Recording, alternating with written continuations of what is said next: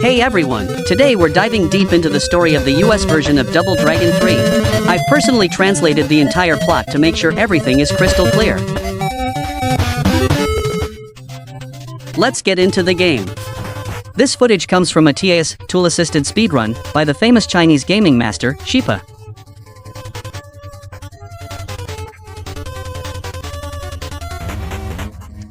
In this version, his apprentice is named Brett. That's a name unique to the US version, which is actually totally different from the Japanese one. We'll talk more about those differences as we go. Since this is a TAS, expect some serious skill on display. Beating the game is a given, but it's really about the style. Released at the end of 1990, this game is an absolute classic. But let me be clear, I'm talking about the NES version, not the arcade one. The arcade version almost ruined the whole franchise.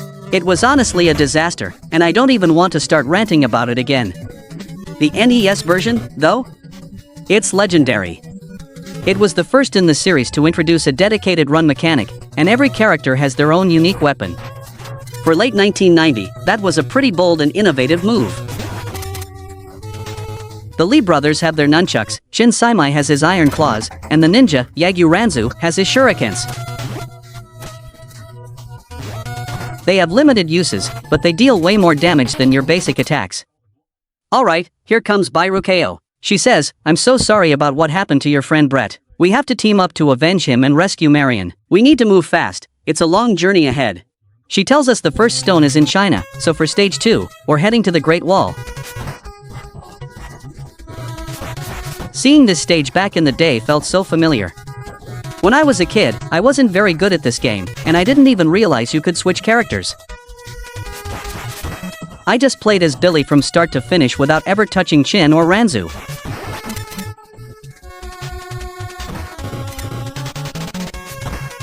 This game also added cool moves like the wall jump, the head grab throw, and that awesome mid-air spinning crane kick. The flow and the hit feel are much more realistic than the second game. Don't get me wrong, the Hyper Knee in Double Dragon 2 was satisfying, but it was so overpowered that it made the game too easy. The third game strikes a much better balance. Now for Shin Saimai's story. He says, "Lee brothers, I've waited so long for this. Don't you recognize me? I'll make you remember right before I kill you. You killed my brother, Shin Taimei, during the Shadow Warrior War. Now, feel my revenge." No more small talk, they get right to it. Shin is slow, but he hits like a truck. He's going to be a MVP for the rest of this run. After the fight, Shin says, "I lost. You truly are the greatest martial artists. Here is the first stone. Let me join you on your trip to Japan. Talk about if you can't beat M, join M." I guess his brother's revenge isn't as important as staying alive. Now we switch to Chin. His damage output with those claws is insane. One combo can delete a standard enemy. He clears rooms incredibly fast. If I had one complaint about this game, it's how the enemies spawn.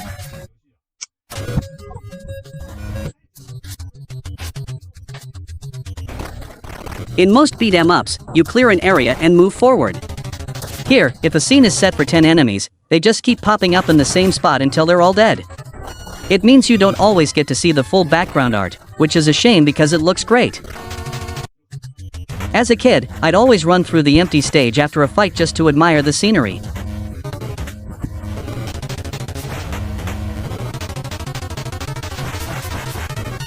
Time for the boss, Yagyu Ranzu. He talks big, saying his ninjutsu is invincible and that the Lee brothers fight like children compared to him. But after a few hits, he folds. He admits it's a disgrace to lose for the first time, gives us the second stone, and asks to join the squad. Another one for the team. Bairukeo pops up again. She reveals she's had the third stone all along. She says we need to rush to Egypt to save Marion, but first, we're going to Italy for some training. Honestly, the plot here is a bit forced, but hey, when we were kids, we couldn't read English or Japanese anyway, so we just played along.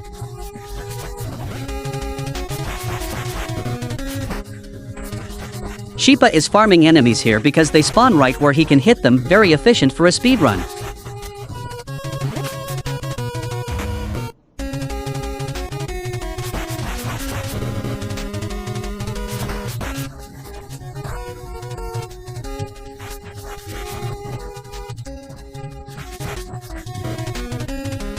This Italy stage feels a bit like filler, though. The boss is a huge guy, but he's not much of a threat. Chin just gets close, mashes him up, and that's that.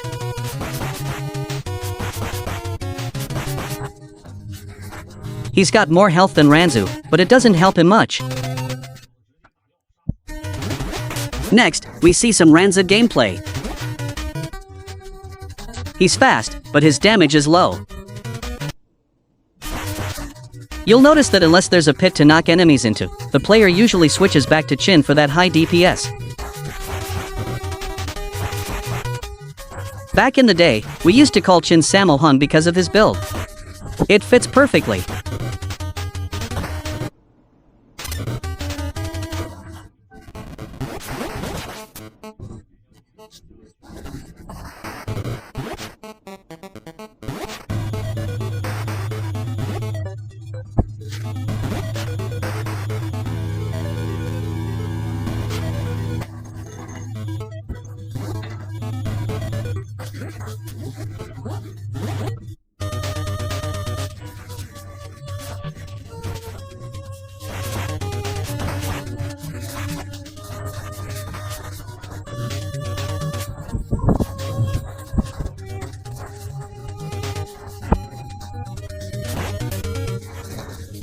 After some technical platforming and more mob clearing, we reach the end.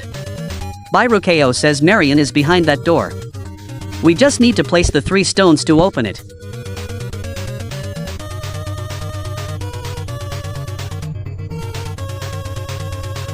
No time to waste.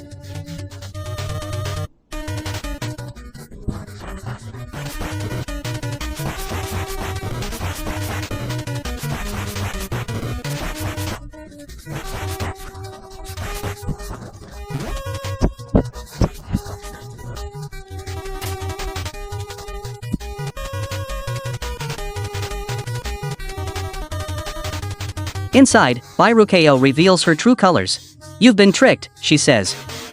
Apparently, Brett tried to warn us, but she silenced him. She wanted the 3 stones so she could find the 4th and rule the world. But she didn't read the fine print. The legend says any woman who enters the tomb without all 4 stones will be turned to dust. Her greed backfires, and the old lady is officially out of the picture. Final battle time. Chin handles the mummies first.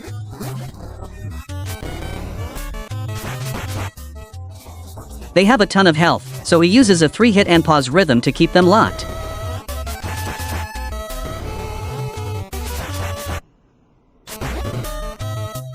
Then, the Dark Princess appears. She's got a massive health bar and some nasty moves, teleporting, flying, fireballs, but Xipo doesn't even give her a chance to breathe. And there it is. The ending. The Lee brothers defeat the princess and break the curse on Marion. Billy and Jimmy continue to spread the art of Sosutsuken around the world. Chin Saimai returns to China to remain a master, staying close friends with the Lees. Ranzo goes back to Japan, eventually becoming so legendary he's called an emperor.